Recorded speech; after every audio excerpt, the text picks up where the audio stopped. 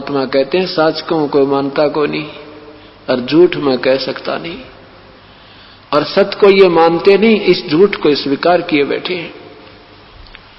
इस प्रकार परमात्मा क्या बताते हैं कि सुरपति दुखिया भूपति दुखिया। सुरपति देवताओं का राजा इंद्र भी दुखी है, क्योंकि आपने देखा होगा कि रावण के पुत्र मेघनाद ने ऊपर जाकर अपनी सेना को अपनी सिद्धि शक्ति से उड़ा करके और स्वर्ग पर धावा बोल दिया। सब 33 करोड़ देवताओं को बांध कर अपनी कैद में डाल दिया।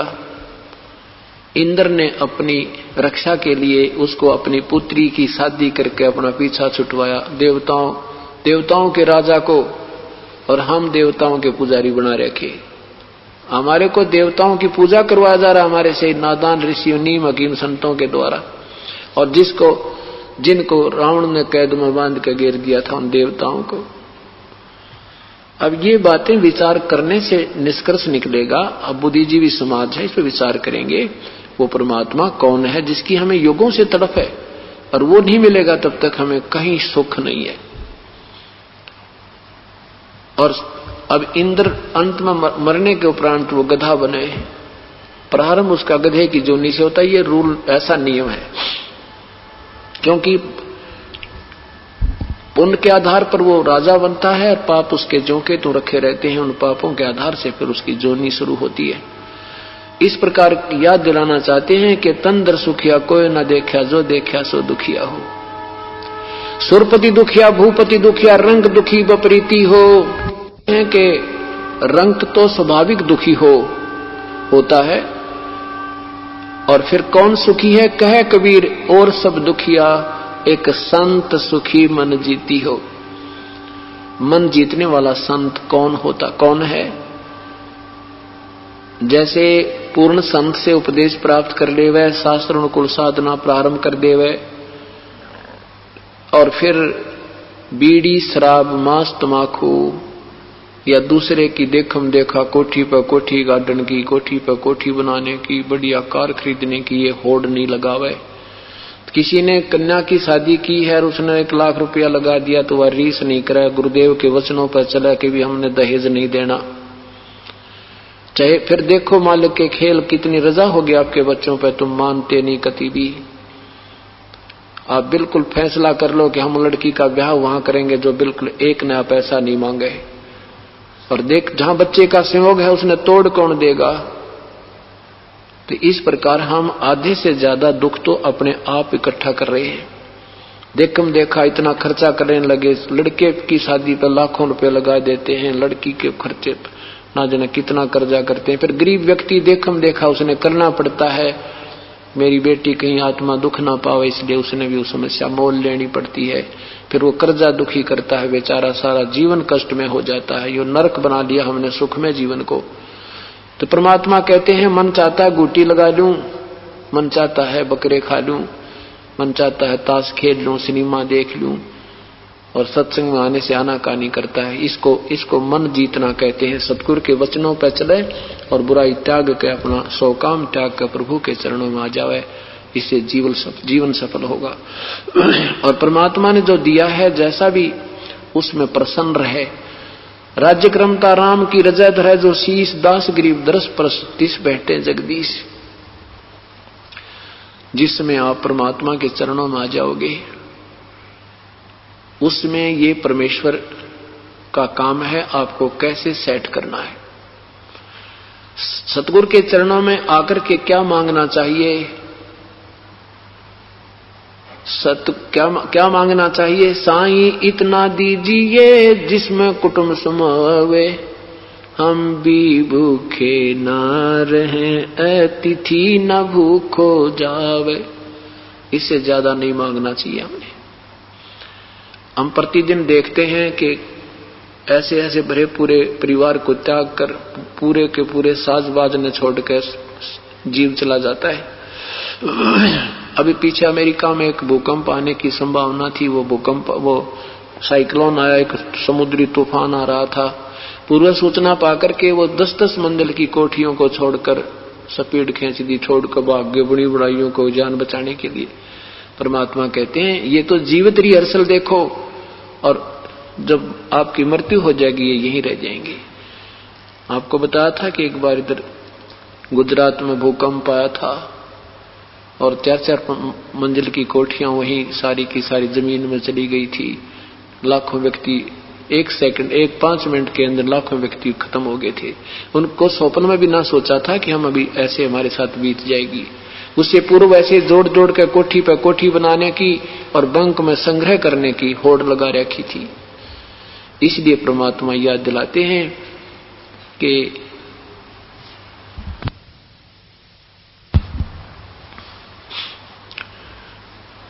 भाई यहां पर कोई भी जीव सुखी नहीं है, और केवल इतना ही संग्रह कीजिए जो छोड़कर चलते समय उसमें ममता ना बने।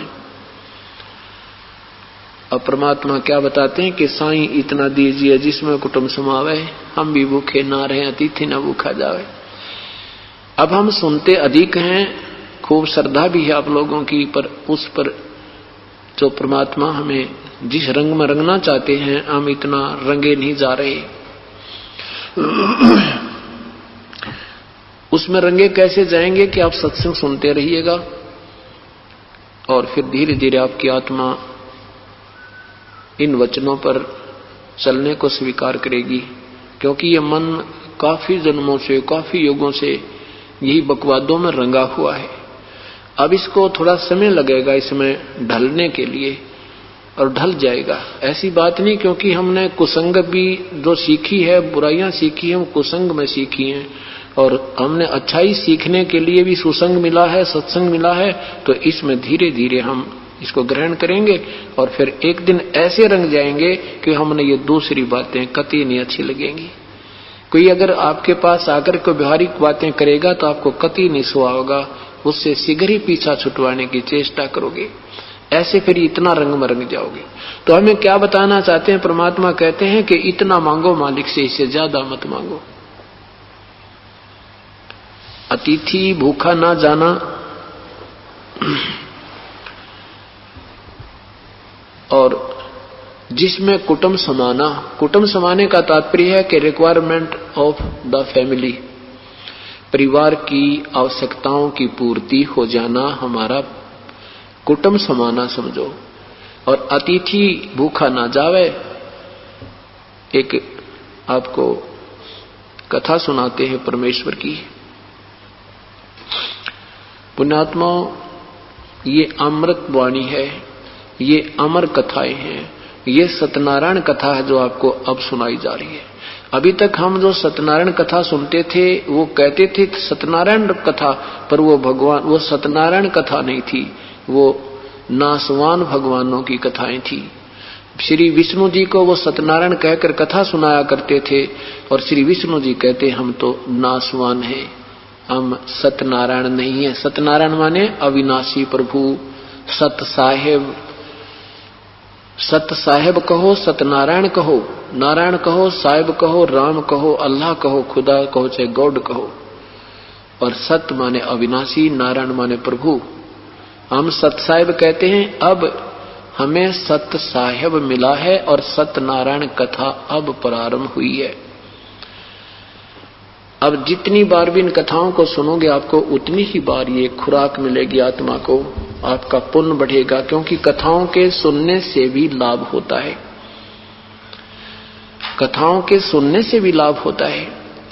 अब एक आधी बार हम कहते हैं कि इन कथाओं से कोई लाभ नहीं है, गीता जी के पाठ से कोई लाभ नहीं है, ये व्यर्थ जीवन बर्बाद करने वाली बात है। अब उस समय जब हम ऐसा बोलते हैं हमारा दृष्टिकोण कहने का कुछ और होता है, लेकिन ये पाठ और कथाएं बिल्कुल व्यर्थ नहीं है। ये एक यज्ञ होता है, एक ज्ञान यज्ञ होता है, एक धर्म यज्ञ होता है, एक हवन यज्ञ होता है, एक परिणाम यज्ञ होता है, एक ध्यान यज्ञ होता है। हमने ये पांचों यज्ञ करनी पड़ती है, करनी चाहिए। जैसे खेत में बीज दिया, उसमें खाद पानी नहीं डाला, बीज तो ये नाम है और खाद पानी समझो ये यज्ञ है। तो खाद पानी डालने का तभी फायदा है, तभी लाभ है जिस समय हम बीज चुके हों। और बीज बीजा नहीं और खाद पानी डालते रहे तो वो वस्तु नहीं बनेगी और झाड़ दंखाड़ कोई और उपलब्धि हो सकती है, वो आवश्यक नहीं। एक दृष्टिकोण से हम कहते हैं व्यर्थ है जो गीता आदि का पाठ करते हो या कथा सुनते हो, ये व्यर्थ है, और एक तरफ से कहते हैं कि ये लाभदायक है। ऐसे ये लाभदायक है और ऐसे हानिकारक है। अब जैसे ये कथाएं सुनाई जाती थी, ये कैसे प्रारंभ हुई कथाएं सुनाना? ये कथाएं सुनाना प्रारंभ न्यू हुई कि इनसे लाभ होता था, और जैसे फिर इन अनजान लोगों ने ये कथा सुनानी कर दी शुरू, और वो वास्तविक विधि वो मंत्र इनके पास था नहीं। मीठी मीठी बात बना के बढ़िया बढ़िया कथा सुना के कभी रोवे कभी गावे और कथा सुनावे। आत्मा ने तो अपने परमात्मा की वाणी अच्छी लगेगी, तो इस करके उन लोगों की प्रभुता बन गई। बहुत बढ़िया सुरीली आवाज से गाता है, क्या बात कही, ऐसी कथा वाचक हमने देखा ही नहीं। उसके नंबर बन गए और वो हिट हो गया और दुनिया उससे कथाएं कराने लगी और पूरी आत्मा अपना जीवन व्यर्थ करने लगी। अब जैसे ये नीम हकीम का काम है, आपको भयंकर बीमारी है और ग्लूकोज चढ़ा दी डॉक्टर ने और ट्रीटमेंट किया कोई ना, दवाई दी नहीं, ग्लूकोज ठोके गया। वो कितनी देर चलेगी ग्लूकोज से कितने समय तक प्रोटेक्शन शरीर का हो सकता है। तो ये जो कथाएं हैं ये समझो ग्लूकोज है, और साथ में ये अन्य जो नाम दिया जाता है ये इसका वास्तविक ट्रीटमेंट है। तो ये कैसे हो गया कि इन लोगों ने मीठी मीठी बात बनानी शुरू कर दी। भोली आत्मा आज हमारे आइए, अब के जी हमारे कथा करना, तो उसका एड्रेस नोट कर लेते, उससे जाकर मिलते, जी हमारे गांव में भी कथा करियो, हमारे शहर में भी करना। उस नादान की उस मीठी बात बनाते या कथा करके उसकी महिमा बन गई और दोनों नरक के भागी। अब ये इसलिए बातें बनी, ऐसे ये कथाएं भी न्यू प्रचलित होगी। एक गांव में एक कथा कर रहा था एक ब्राह्मण, उसने 30 दिन की कथा रख दी। 30 दिन, क्योंकि सोचा रोजाना के 10 रुपए आएंगे जो भी 300 रुपए बन जाएंगे चांदी के, लालच लोभ के अंदर। अब उस गांव में श्रोता आते रहे, कथा चलती रही। उस गांव में कुछ 2-4 निकम्मे भी थे।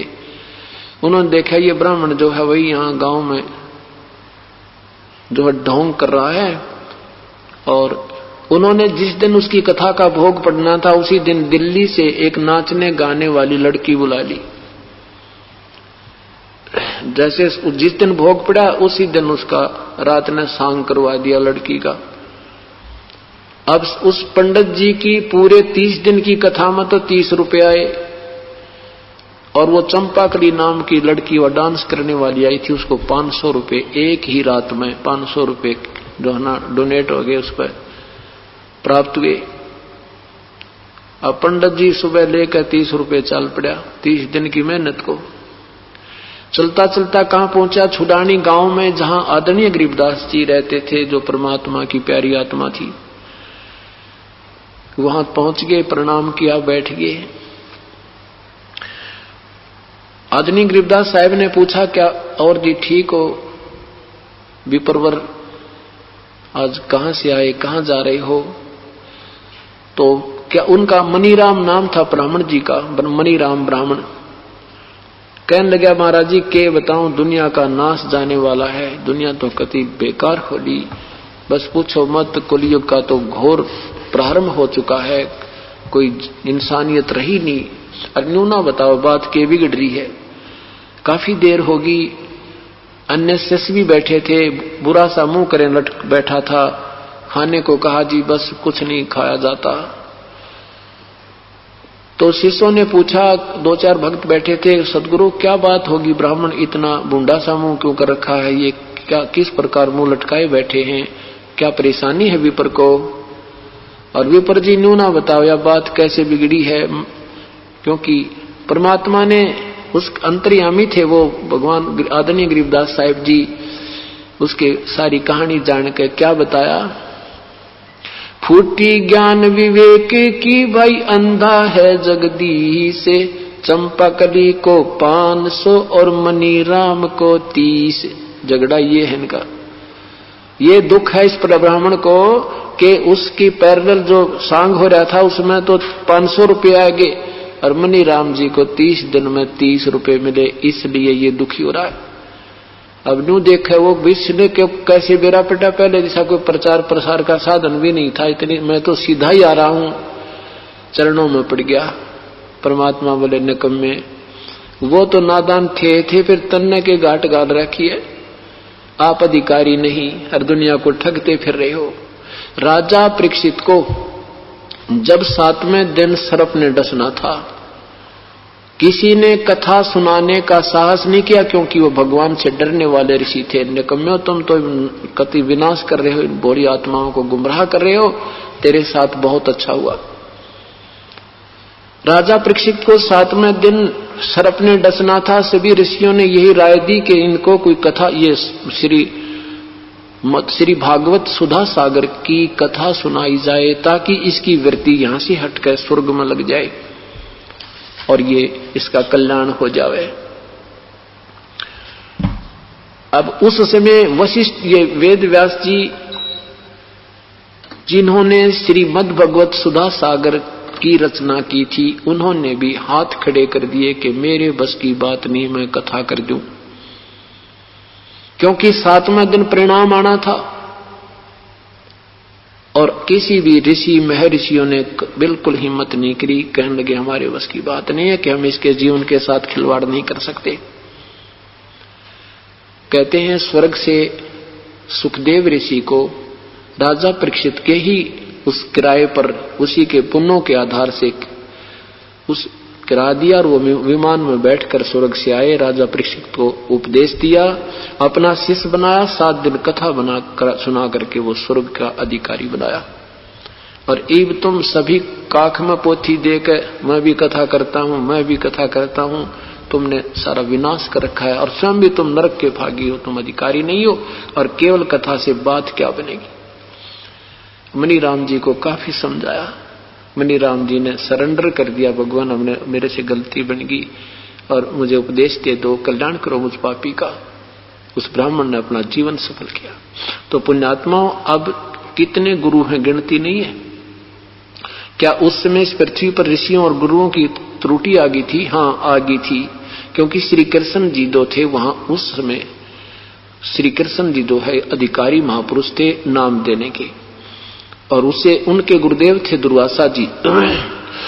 तो ऐसे समय पर एक ही संत विशेष होता है जो आदेश देता। श्री कृष्ण जी के जाने के बाद राजा परीक्षित, श्री कृष्ण जी की मृत्यु के उपरांत राजा परीक्षित जो है अपनी मर्यादा को भंग कर चुका था। वैसे तो पांडव श्री कृष्ण जी के शिष्य थे, जिस कारण से वो अपनी मर्यादा भंग कर चुका था, उसका नाम खंड हो गया था, और जिस कारण से उसने वो ऐसी दुर्बुद्धि हो गई थी, उसने एक ऋषि के गले में सर्प डाला। उसके बाद फिर उसको उपदेश दिया गया और कल्याण हुआ। कहने का भाव दास का ये है कि ये जो तत्व ज्ञान से परिचित सब संसार हो जाएगा, फिर ये नकली संत छुपते फिरा करेंगे। अभी हमें नहीं पता कौन अधिकारी है कौन ना अधिकारी। एक ड्राइविंग लाइसेंस नहीं चल सकता ऑथराइज्ड अधिकारी के बिना बना हुआ, और ये हम परमात्मा पाने का लाइसेंस बनवाए बैठे नकली संतों से, क्योंकि हमें पता ही कोई ना नकली और डुप्ली, असली और नकली का। अब ये नकली और असली का हम स्वयं ज्ञान होगा तभी हम इनसे दूर हट सकते हैं, नहीं तो हमारे दादे परदादे चले गए, भूत बनवा दिए, भूत पुजवा के। और गीता जी में मना कर रखा है कि भूत पूजोगे, श्राद्ध निकालोगे, तुम भी भूत बन जाओगे, और हमारे से श्राद्ध ही निकलवाए जा रहे हैं। देवी देवताओं की पूजा को मना किया है, 3 गुणों तक की पूजा को गीता में मना किया है, और हमारे से यही पूजाएं करवाई जा रही हैं। तो कहने का भाव यह है कि इन कथाओं से भी लाभ है, पर कब लाभ है? अधिकारी हो और श्रोता में भी श्रद्धा पूरी हो। अब जैसे ये कथाएं दास सुनाएगा आपको, कुछ पुण्यात्माओं ने पहले भी बहुत सुनी होंगी, लेकिन ये नहीं सोचना चाहिए कि ये तो मैंने सुन रखी थी। ये भी अगर ऐसा भी मन में आता है तो आप अधिकारी नहीं हो और आपके अंदर कोई मैल है, आप में कोई दोष घर कर चुका है। जैसे इंसान जो बीमार हो जाता है, बुखार आ जाता है, तो उसको खाना स्वादिष्ट नहीं लगता, उसको खाना अच्छा नहीं लगता। और जब वो स्वस्थ होता है तो दोनों समय पर भूख लगती है और शरीर मांगता है कि मुझे भूख लगी है, मुझे आहार मिले। और जब कोई बुखार हो जाता है तो रुचि नहीं बनती, भोजन में अरुचि हो जाती है। तो भोजन में अरुचि होना समझो आपके शरीर में कोई डिफेक्ट हो गया, चाहे कोई बदहजमी होगी है या बुखार आने की संभावना है। इसी प्रकार जब ये कथा आप सुनोगे, जितनी बार भी सुनते हो आपको आनंद आता है, भूख लगती है, तो आप स्वस्थ हो, आपकी भक्ति ठीक चल रही है। इन कथाओं को ये सुनते ही कथा शुरू की, आपके मन में न्यू आगे तो सुन रखी है, तो समझो आप में अरुचि होगी। और उस अरुचि का कारण क्या है कि आप में कोई दोष है, आप में कोई मैल आ गया है, आपका कोई भयंकर संस्कार आपके साथ है। उसका ट्रीटमेंट क्या है कि न चाहते हुए भी कैप्सूल खाए जाते हैं, गोलियां खाई जाती हैं।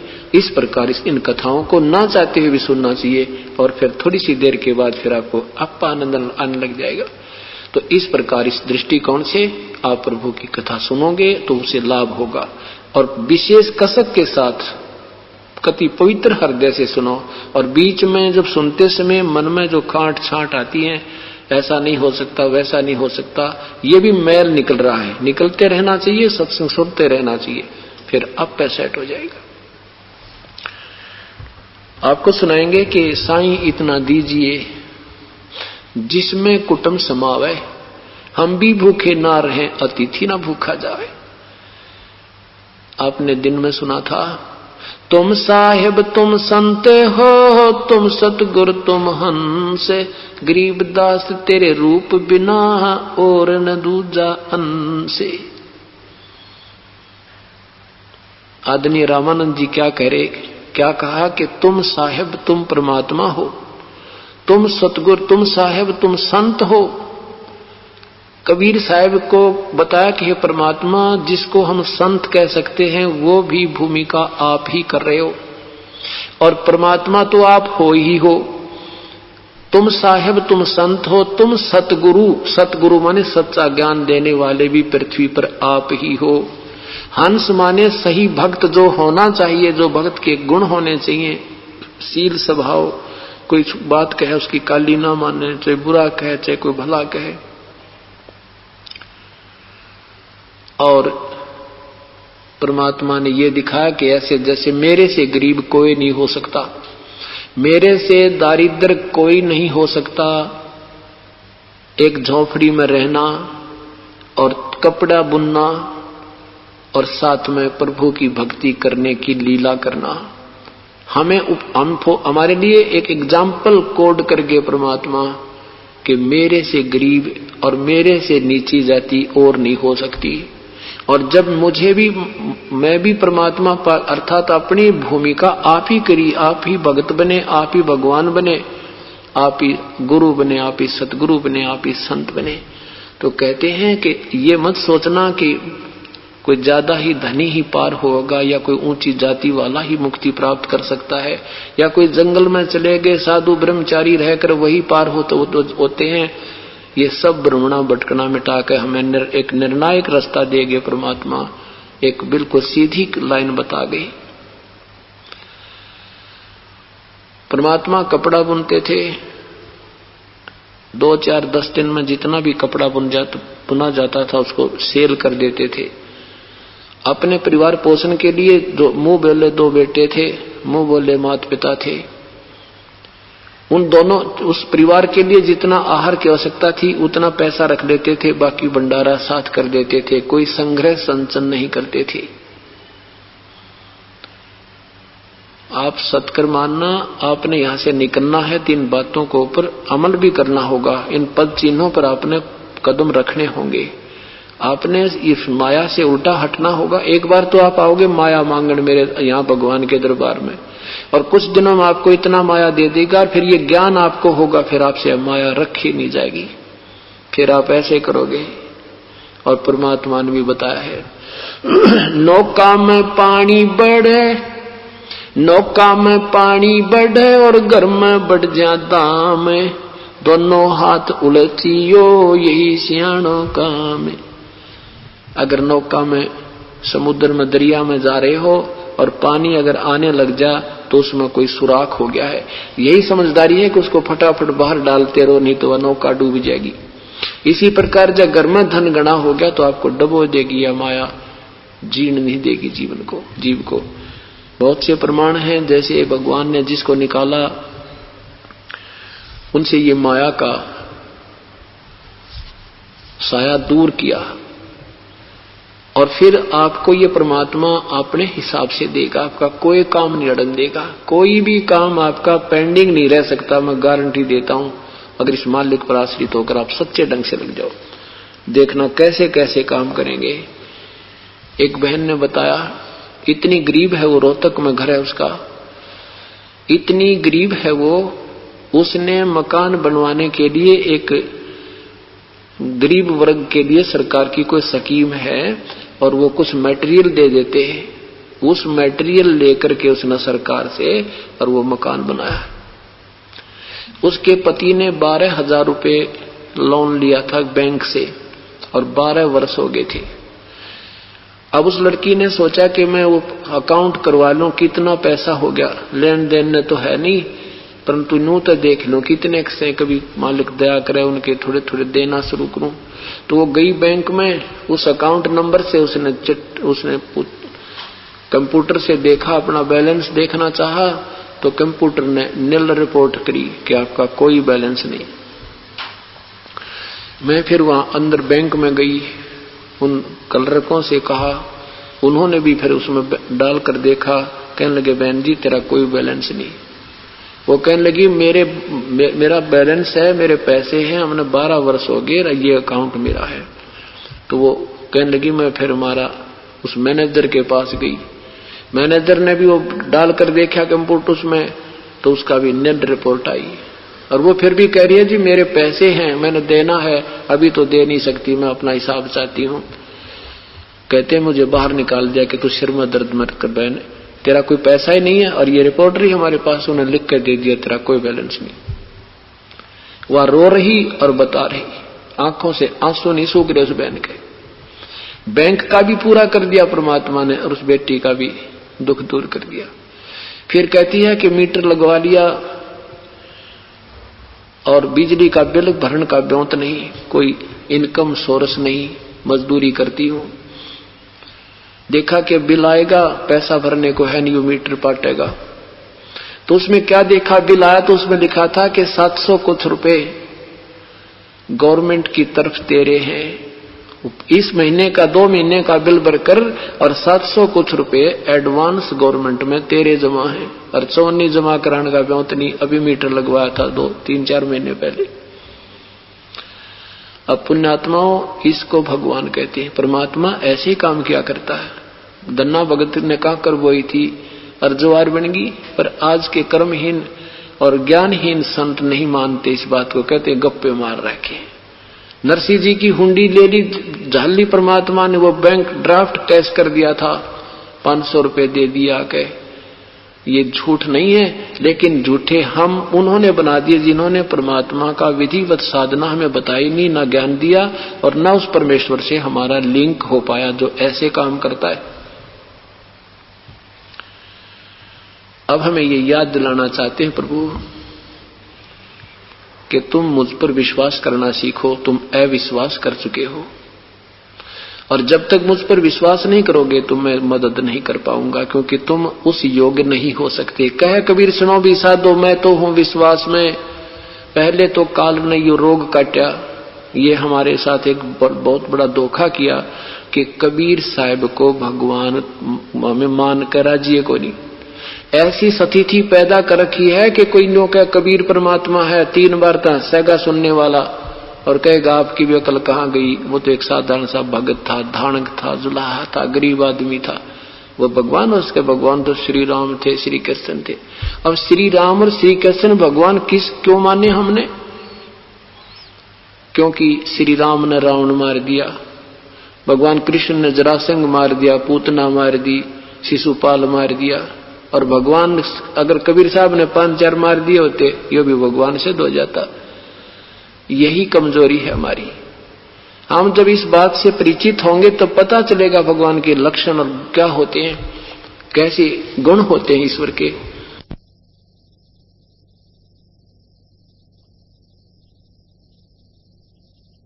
पूर्ण है और इनके जब गुणों से हम परिचित होंगे तभी हम इसके गुणगान किया करेंगे।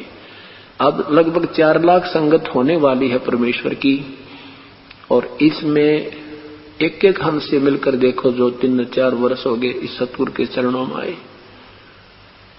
उनकी आंखों से आंसू नहीं सूखते। वो एक बताने लग जाएगा ना, आपके कान बहरे हो जाएंगे उससे कि रामायण शुरू ना खत्म ना हुआ।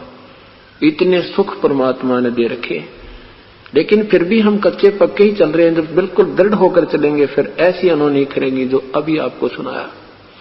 तो अब आपको सुनाते हैं कि साईं इतना दीजिए जिसमें कुटुंब समावे, हम भी भूखे ना रहें, अतिथि ना भूखा जावे। तो वो बहन जो अभी आपको बता रहे थे, उसने कहा जी मैं अपनी पड़ोसन से कहा करती हूँ, और भी उसके साथ 1-2 ऐसी घटना हुई थी। तो वो कहने लगी मैंने एक बार ऐसे कुछ पैसे थे वो मेरे पास, मेरे एक किराया भी नहीं था शर्माने के लिए, और मेरे घर में 500 रुपए जरा उस पर रखे पाए सेल्फ के ऊपर और अखबार के नीचे, और 500 रुपए तो मैं स्वप्न में भी नहीं सोचती हमारे घर में कभी इकट्ठे हुए हों। और मैं पड़ोसियों को बताया तो कहती तो तुम, अब पहले मैंने बताया तो वो टाल गई काना पर के। अब मैंने बताया कि बैंक में मेरा बैलेंस नहीं मिल पाया, और ऐसे ये उनके सामने वो जो उसका बिजली का बिल दिखाया, तो नो कहती हैं तुम तो न्यू बकवाद करया करो, तुमने तो सारी समय झूठ बोलने का ठेका ले रखा है, तुम तो हर समय ऐसी ऊट पटांग बातें करते हो, ये कभी हो सकता है। और वो भी ठीक कहती हैं क्योंकि उन्होंने अभी आम खाया नहीं है।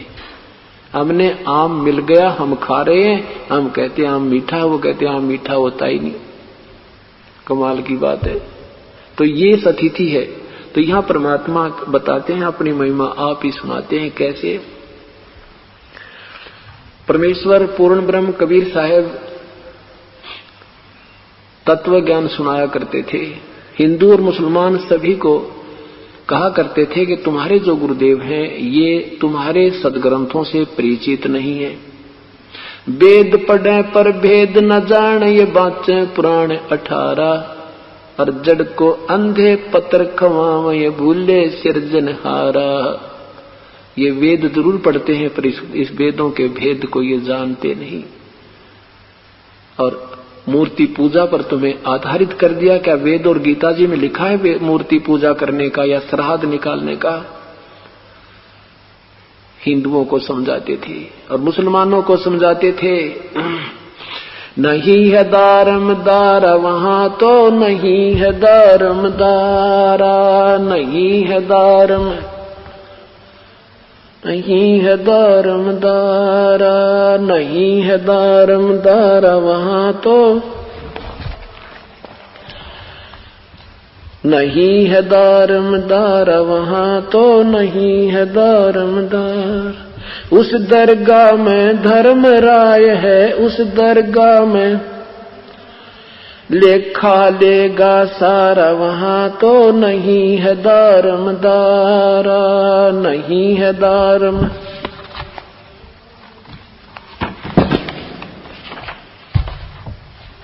मुल्ला कूके बंग सुनावे, मुल्ला कूके बंग सुनावे, ना बैरा कर तारा, वहां तो नहीं है दारमदारा, नहीं है दारमदारा, वहां तो नहीं है दारमदारा।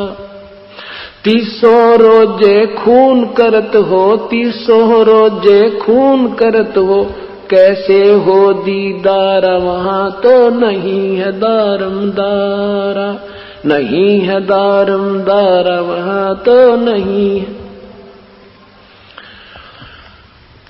मूल गवाए चले हो काजी, मूल गवाए चले हो काजी, भर लिया घोर अंगारा, वहां तो नहीं है दारमदारा, नहीं है दारमदारा, वहां तो नहीं है दारमदारा।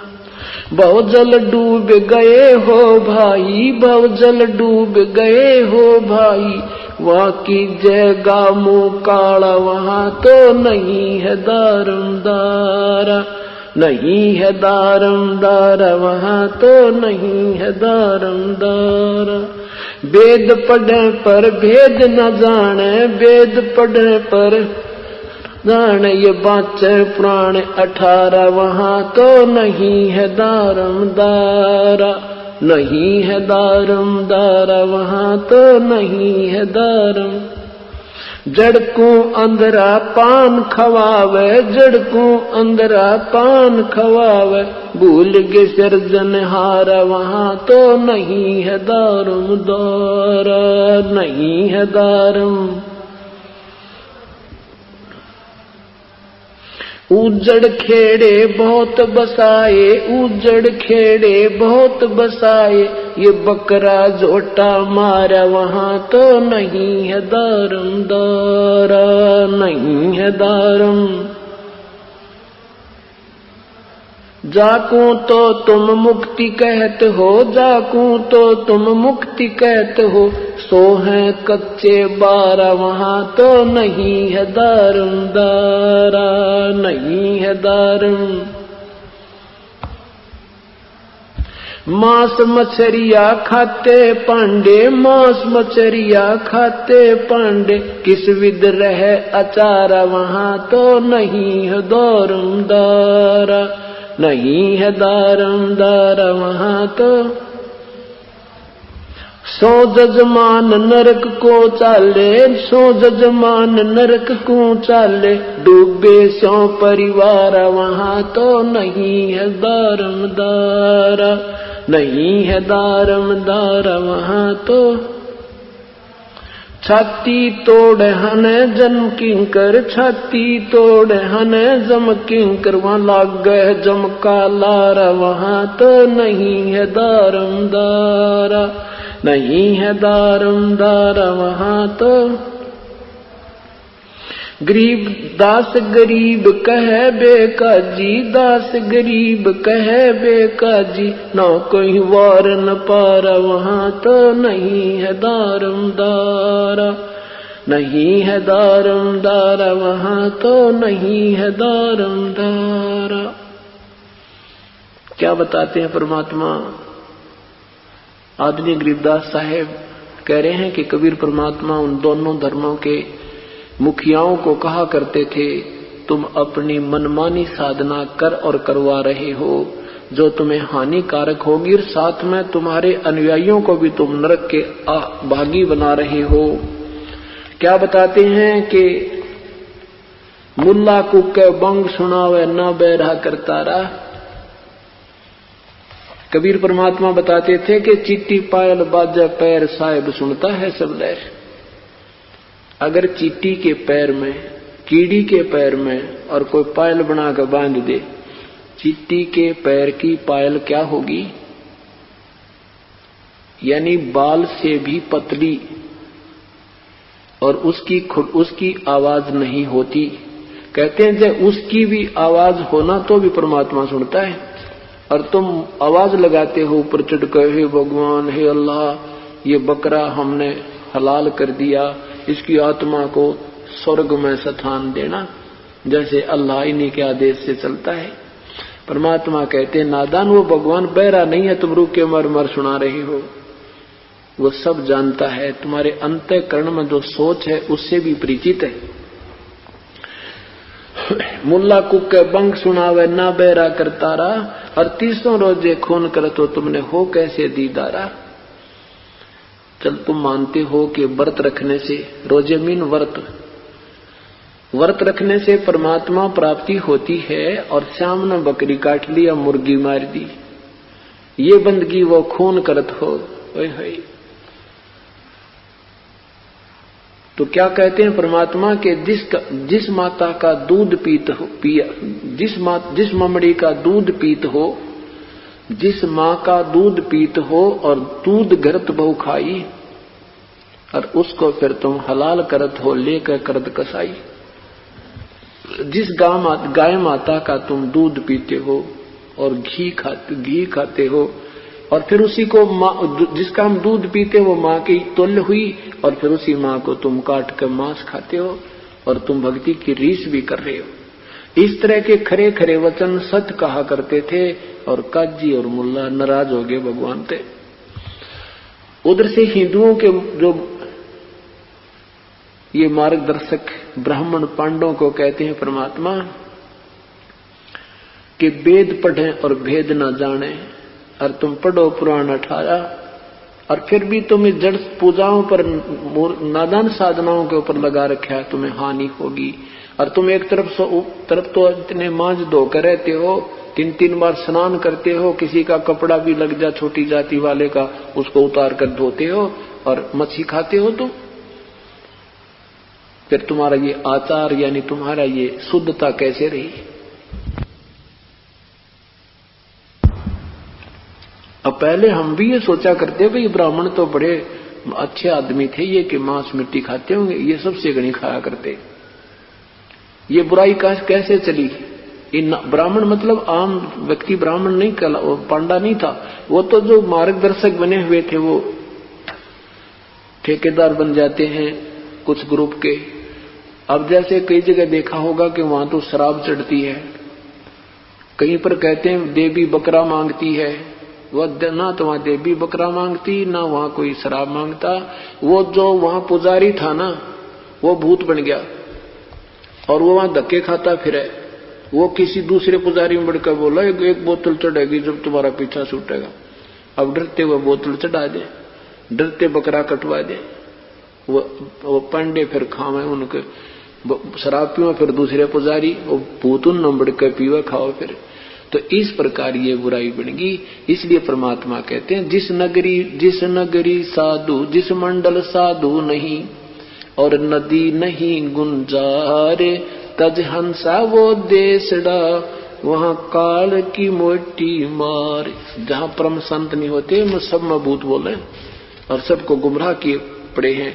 अब एक पुस्तक बनाई है परमेश्वर का सार संदेश, जो आपने पहले ली थी उसमें तो एक सीमित सा ज्ञान था। अब इसको नए सिरे से अब बनाया है, इसको पढ़ कर देखना, आपको बिल्कुल न्यारा न्यारा निर्णय पता चलेगा, प्रमाणों के साथ उसके अंदर है। और जैसे हजरत मोहम्मद जी, हजरत ईसा जी की पूरी लीलाएं उन्हीं के शास्त्रों से उसमें नोट किया गया है, उनमें देखना इन भूतों ने क्या हाल कर रखा उनका। आप सत्य मानना, भूत में ये पितर जो बन जाते हैं साधक, पिछली कमाई के जो साधक होते हैं, इस जन्म में साधना ठीक मिली नहीं तो वो अपनी पिछली कमाई से चमत्कार करके चले जाते हैं, फिर वो प्रेत पितर बन जाते हैं। और पितर बनने के बाद भी किसी ना किसी पुजारी में बढ़कर वो कुछ आशीर्वाद उस पिछली कमाई से फिर भी अपनी खर्च कर जाते हैं, 1-2 को राहत मिल जाती है, और फिर वो भूत बन जाते हैं, फिर वो 84 लाख योनियों में चले जाते हैं। फिर आपको पता चलेगा सचमुच हम कहाँ खड़े थे।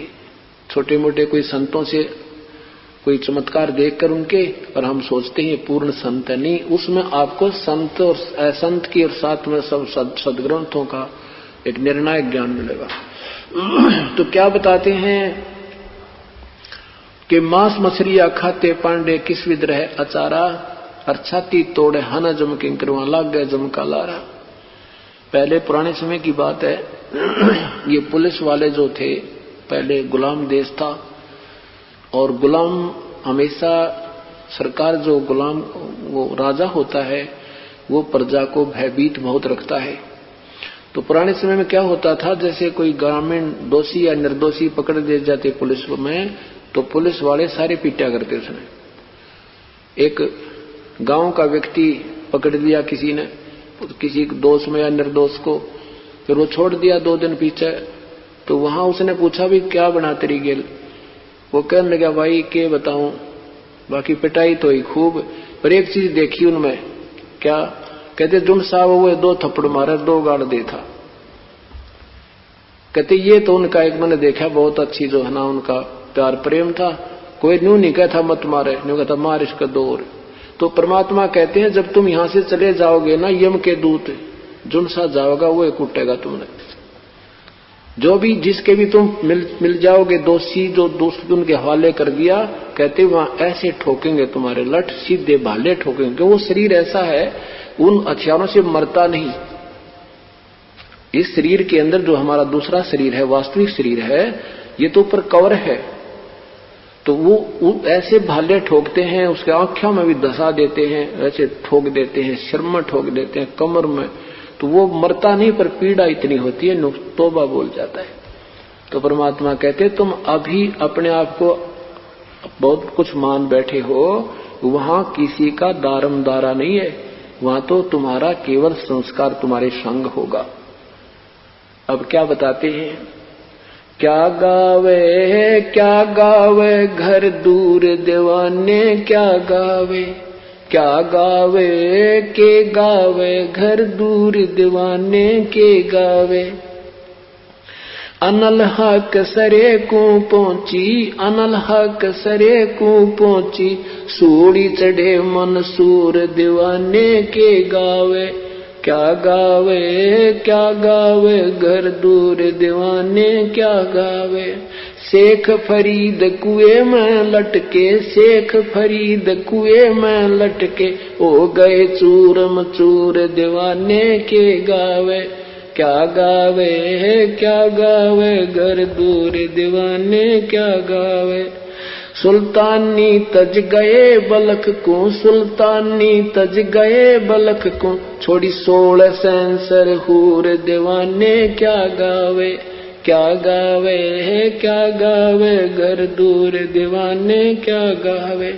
गोपी चंद भरतरी योगी, गोपी चंद भरतरी, शर्म डाली दूर दीवाने क्या गावे। क्या गावे घर दूर दीवाने। दादू दास सदा मत वाले, दादू दास सदा मत वाले, जलमल जलमल नूर दीवाने क्या गावे। क्या गावे घर दूर दीवाने। जन रैदास कबीर कमाला, जन रैदास कबीर कमाला, सन्मुख मिले हजूर दीवाने क्या गावे। क्या गावे दोनों दिन मुक्ति को चावे, दोनों दिन मुक्ति को चावे, खावे गऊ और सूर दीवाने के गावे। क्या गावे घर दूर दीवाने क्या गावे। दास गरीब उधार नहीं है, दास गरीब उधार नहीं, या सौदा पूरम पूर दीवाने क्या गावे। क्या गावे घर दूर दीवाने क्या गावे। अब जैसे ये इन कथावाचकों को कहते हैं, वो मीठी मीठी वाणी बना बना के गाते हैं, बड़े प्यार से सुनाते हैं सुरीली आवाज से। उधर से काजियों को कहते हैं तुम कुरान शरीफ को बड़े लय लाकर सुनाते हो। दोनों ही धर्मों के विषय में उन महापुरुषों का विषय किया, विवरण दिया है, जिन्होंने परमात्मा की तरफ कैसे बनाई, जिनको कुछ उपलब्धि हुई। कहते हैं अनल हक सरे को पहुंचे, सूड़ी चढ़े मंसूर। एक मंसूर नाम के मुसलमान भक्त आत्मा थी, उनको उसकी बहन थी सिमली। सिमली को एक समस्तर वेद नाम के पूर्ण परमात्मा कबीर परमेश्वर के उपासक संत मिल गए। वो लड़की राजा का लड़का था, राजा की लड़की थी वो। सिमली और मंसूर दोनों बहन भाई थे। तो सिमली को संत के बातों पर बड़ा गहरा विश्वास, दृढ़ विश्वास हो गया और वो अपने संत जी के पास सत्संग सुनने जाने लगी। और शाम के समय वो अपने कई बार भगवान अपने गुरुदेव के दर्शनार्थ आश्रम में शाम के समय में चली जाती थी। तो मंसूर जी को किसी ने कह दिया कि तेरी बहन जो है ऐसे गैर टाइम या आश्रमों में जाती है, और भाई अच्छी बात नहीं। मंसूर को अपनी बहन पर शंका हुई, तो उसने देखा कि आज पीछा करूंगा इसका। वो पीछे पीछे अपनी बहन के काफी दूरी से चलता चला गया। लड़की वहां पहुंची, गुरुदेव को दंडवत प्रणाम किया, और उसने ऐसे दीवार सी बनी हुई थी, दीवार के अंदर से सुराख थे, उनमें से ध्यान से देख रहा गतिविधि को। लड़की वहां पहुंची, प्रणाम किया, गुरुदेव का खाना बनाया, खाना खाया। खाना खा के लड़की गुरुदेव के पैर दबाने लगी। फिर ऐसे गुरुदेव ने ऐसे हाथ किया, आसमान से 2 प्याले आए, एक लड़की को दे दिया, एक स्वयं ग्रहण कर लिया, ले बेटा एक तू पी ले। अब लड़की की उस थोड़ा सा पिया था, लड़की की दिव्यदृष्टि काम करने लगी। उसने देखा कि मेरा भाई जैसे मेरे पीछे आया है और वो खड़ा है। उसने देखा कि हाँ सचमुच वो कुछ शंका लेकर आया है। तो उसने गुरुदेव से कहा कि गुरुदेव एक निकम्मी आत्मा खड़ा है, कहो तो उसको भी थोड़ी सी छींट लगा दूं, शायद उसका उद्धार हो जाए। कहा बेटा आप जिसको भी उचित समझो ये अपना हिस्सा दे सकते हो। आप कहते हैं उस लड़की ने धीरे धीरे आकर उसको देख रहा था, ये कोई कामवश आई होगी इधर, उसने क्या पता मुझे देख रही है, बहन ने देख लिया हूं। उस सुराख के अंदर से जैसे ऐसे देख रहा था, उसके आके उसने ऐसे वो प्याला अमृत का मारा, उसकी जीभ का लग गया थोड़ा सा, उसकी दिव्य दृष्टि खुल गई। उसको भी आभास हो गया अपनी बुराई का, चरणों में आके गिर गया, बहुत बुरी तरह गया।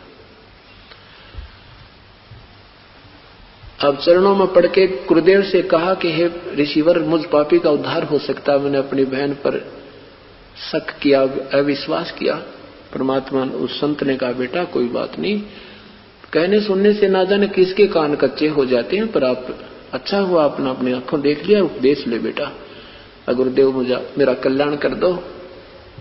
उपदेश ले लिया, फिर ज्ञान सुनता रहा। इतना वैराग हो गया उसका कि अनल हक अनल हक अनल हक कहने लगा कि जैसे अनल हक का अर्थ होता है कि परमात्मा, जैसे भाई परमात्मा की प्राप्ति हम कर सकते हैं, परमात्मा साकार है। जैसे अहम ब्रह्मास्मि ये प्रथम मंत्र दिया जाता है। जैसे हम आपको एक मंत्र देते हैं ओम के साथ दूसरा, तो उसने अर्थ क्या लगा लिया कि मैं ही परमात्मा हूं, अहम ब्रह्मास्मि सो अहम। तो ऐसे वो जाप करने लगा। तो उससे मुसलमान लोगों ने इस बात का एतराज कर दिया, उन मुल्ला और काजियों ने, कि इसने हमारे मजहब की मर्यादा को भंग कर दिया और इसको मना किया जाए, नहीं तो सब मुसलमान जो है ना ऐसे करने लग जाएंगे, ऐसे करने लग जाएंगे। ये हमारी सदग्रंथ में ऐसा मंत्र कोई जाप नहीं है। तो राजा को कंप्लेन हुई, राजा का लड़का था, उसको मना किया गया, नहीं माना, अनल हक करता रहा कि तू मत कह ये मंत्र मत जाप कर, हम जो कहें ऐसे जाप कर, तू ऐसा कलमा कर, ऐसे कर।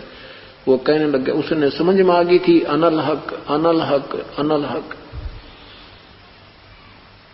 अनल हक का एक दूसरा अर्थ होता है सत साहेब, परमात्मा अविनाशी है, परमात्मा सशरीर है।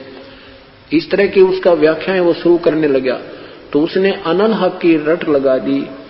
उन्होंने मना किया, काजियों ने भी कहा, मुल्लाओं ने भी कहा, राजा ने भी मना किया बेटा तू मत कहे, लेकिन नहीं माना। फिर ये मजहब एक मजहब का जो दायरा है एक बहुत करड़ा हो गया, बहुत सख्त हो गया। तो राजा विवश हो गया, राजा अपने बच्चे का बचाव नहीं कर पाया। तो वहां से फतवा तैयार कर दिया कि इसको चौराहे पर खड़ा करके और एक एक पत्थर मारो इसको। एक चौराहे पर उसको बांध दिया गया और पूरे उस नगर के नागरिकों से कहा कि सब एक एक पत्थर मारो इसको, ये अनल हक नहीं छोड़े तब तक इसको मारते रहो, ये मर जाए तो मर जाए। अब क्या हुआ कि उन्होंने कहा तू ये अनल हक कहना छोड़ दे।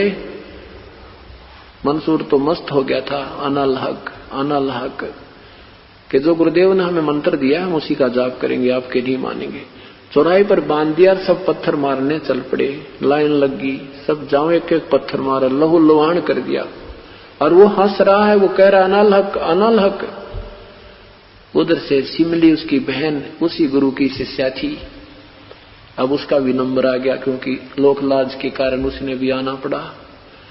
अब उसने पत्थर नहीं उठाया, उसने एक फूल तोड़ दिया। अब पत्थर नहीं मारूंगी, ये भक्त है, अब जो ही उस निकट आई और उसकी नजर मिली अपनी बहन की तरफ, तो उसने बहन ने उसका फूल मार दिया। तो मंसूर जी रोने लगे। अब सिमली कहने लगी, रे भाई, लोगों ने तुझे पत्थर मारा, तू हंस रहा था, तू रोया नहीं, और मेरे फूल से भी रोने लग गया। मंसूर ने कहा, सिमली, मैं तेरे फूल से रोने इसलिए लग गया कि ये तो नादान व्यक्ति थे, इनको पता नहीं था मैं किस मर्ज में दुखी हूं, और निकम्मी, तुझे तो पता था मैं किस दर्द में दुखी हूं, और तेरा हाथ कैसे उठ गया मेरी तरफ।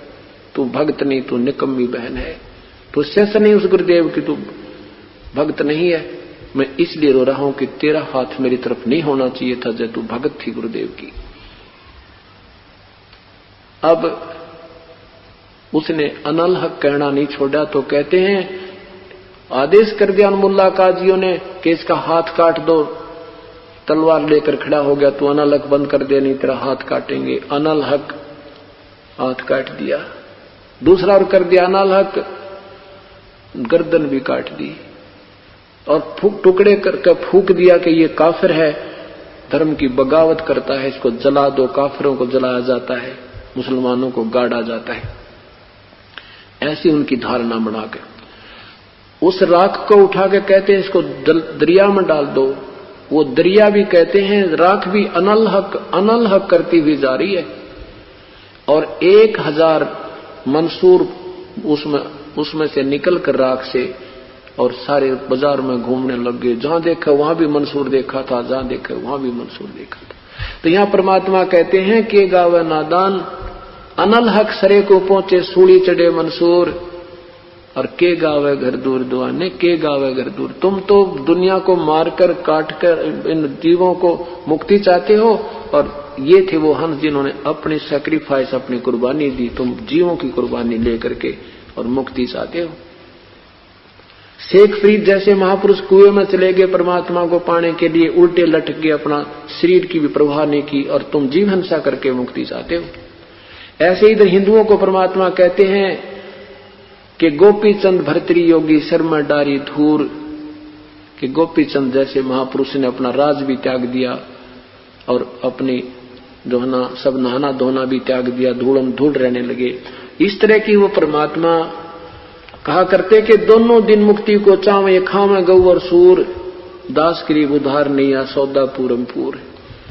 कि तुम दोनों मुक्ति की इंतजार करते हो, दोनों की मुक्ति की चाह करते हो, मुसलमान भी और हिंदू भी, और तुम दोनों मांस खा रहे हो। ये गौ खाते हैं, वो सूअर खाते हैं, और तुम कैसे मुक्ति पाओगे। इस तरह के सत्वचनों से दोनों ही हिंदू और मुसलमानों के पीर लोग भगवान कबीर साहब से दुखी हो गए। तो उन्होंने बहुत यातनाएं परमात्मा को दी, वो किसी प्रकार से भी उनके काबू नहीं आए। अंत में क्या किया दाता ने, उन नादानों ने, कि ये न तो मारने से मर रहा है, ना ज्ञान में काबू आ रहा है, इसके साथ एक ऐसी लीला की कर दो कि ये भाग जा काशी त्याग गए। तो सभी ने मिलकर के, हिंदू गुरु भी दुखी हो गए उस परमात्मा से, क्योंकि उनकी पोल पाटे थी, उनकी सच्चाई का ज्ञान करवा रहा था। वो तो उस समय थोड़े से हमारे तो समाज शिक्षित नहीं था, नहीं तो ये डूंडा पहले पाट लेता। अब तो हम बिल्कुल साफ हुआ मिलता अपने को, जो अब अंधेरा इतना कर दिया है नादानों ने, अब तक तो साफ हो जाता। परमात्मा ने अब फिर शुरू की है वही कहानी इस दास के माध्यम से, और अब संघर्ष करते हैं, लेकिन उनकी पार नहीं बसा रही, क्योंकि हम सभी शिक्षित हैं और शास्त्र अपने पास हैं। इन नादानों की दाल गल नहीं रही। और आज से 50 वर्ष पहले ये कहानी शुरू हो जाती तो कत्लेआम करवा देते। ये ऐसे टाइप के आदमी हैं, लेकिन अब कुछ नहीं हो सकता। अब तो ये विस्फोट हो गया भगवान की भक्ति का। तो क्या किया उन्होंने, राजा सिकंदर लोधी भी कबीर परमात्मा के शिष्य हो गए थे, उनको काफी राहत मिली थी। वो बहुत भयंकर बीमारी से ग्रस्त थे। परमात्मा के कबीर साहब के सिर पे हाथ रखते ही सिकंदर लोधी स्वस्थ हो गया था। और भी काफी ऐसी लीलाएं की थी जो परमात्मा से वो प्रभावित था। और कबीर साहब का वो शिष्य हो गया था, मांस मच्छी खाना उसने बिल्कुल बंद कर दिया था। अब क्या किया कि उन्होंने एक झूठी चिट्ठी डाल दी कि कबीर साहब भंडारा करेंगे, और वो तिथि लिख दी और सब जगह उसमें ये लिख दिया कि उस भंडारे में 3 दिन और 3 रात चलेगा, 3 दिन भंडारा होगा और 2 टाइम भोजन होगा। और सब समय जो भी जिस टाइम भोजन खाएगा उसको 1 असर 5 असरफी और 1 दोहर दी जाएगी।